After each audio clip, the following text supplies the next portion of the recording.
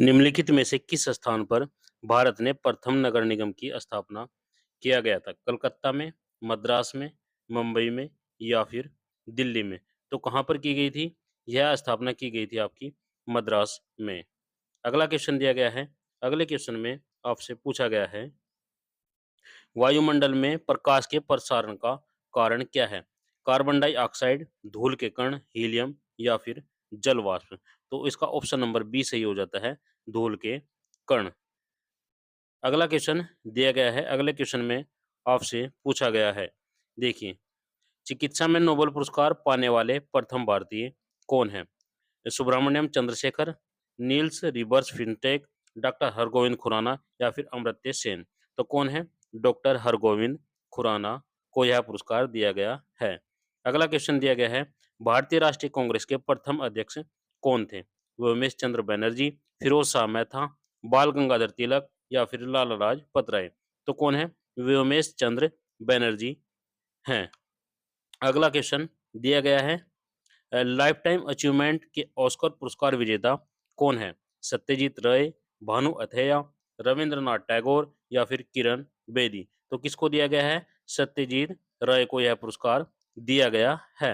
अगला क्वेश्चन दिया गया है, चालुक्यों की राजधानी कहाँ थी? श्रावस्ती में थी, वातापी में, कांचीपुरम में या फिर कन्नौज में?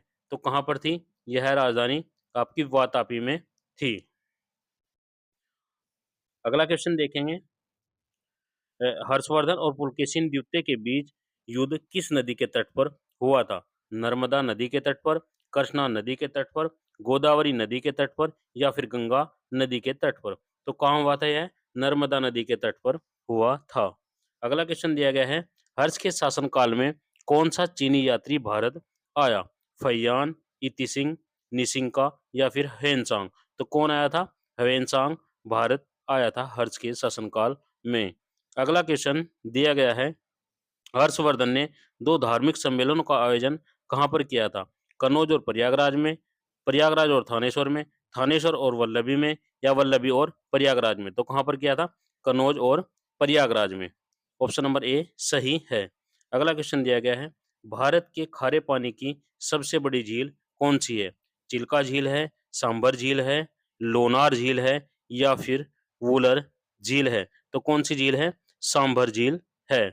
अगला क्वेश्चन दिया गया है। अगले क्वेश्चन में हम देखेंगे क्या पूछा गया है, विश्व ओजोन दिवस कब मनाया जाता है? 25 दिसंबर को, 21 अप्रैल को, 16 सितंबर को या फिर 30 जनवरी को? तो कब मनाया जाता है यह? 16 सितंबर को मनाया जाता है। अगला क्वेश्चन दिया गया है, रिंग मेल स्केल का प्रयोग किसके घनत्व को मापने में किया जाता है? धुएं के, प्रदूषित जल के, कोहरे के या फिर ध्वनि के? तो किसके लिए किया जाता है? धुएं के घनत्व को मापने के लिए किया जाता। निम्नलिखित में से कौन सा विधेयक राज्यसभा में प्रथम बार प्रस्तुत नहीं किया जा सकता? साधारण विधेयक, संविधान संशोधन विधेयक, राज्य पुनर्गठन विधेयक या फिर धन विधेयक? तो धन विधेयक को राज्यसभा में प्रथम बार प्रस्तुत नहीं किया जा सकता है। अगला क्वेश्चन दिया गया है, स्टेचू ऑफ पीस भारत के किस राज्य में स्थित है? मध्य प्रदेश में, राजस्थान में, गुजरात में या फिर हिमाचल प्रदेश में? तो कहाँ पर है? राजस्थान राज्य में स्टेचू ऑफ पीस स्थित है। अगला क्वेश्चन दिया गया है, मणिपुर पहाड़ी से घिरा इम्फाल बेसिन एक सुंदर उदाहरण किसका है? तो सरोवर मैदान का, लोयस मैदान का, हिमनद मैदान का या फिर जलोढ़ मैदान का? तो किसका यह है? सरोवर मैदान का एक अच्छा उदाहरण है। भारत के नियोजित विकास का विरोध किसने किया था? महात्मा गांधी ने, जवाहरलाल नेहरू ने, इंदिरा गांधी ने या फिर राजीव गांधी ने? तो किसने किया था यह? महात्मा गांधी ने किया था भारत के नियोजित विकास का विरोध। अगला क्वेश्चन दिया गया है, भारत के संविधान की 11वीं अनुसूची में कितने विषय हैं?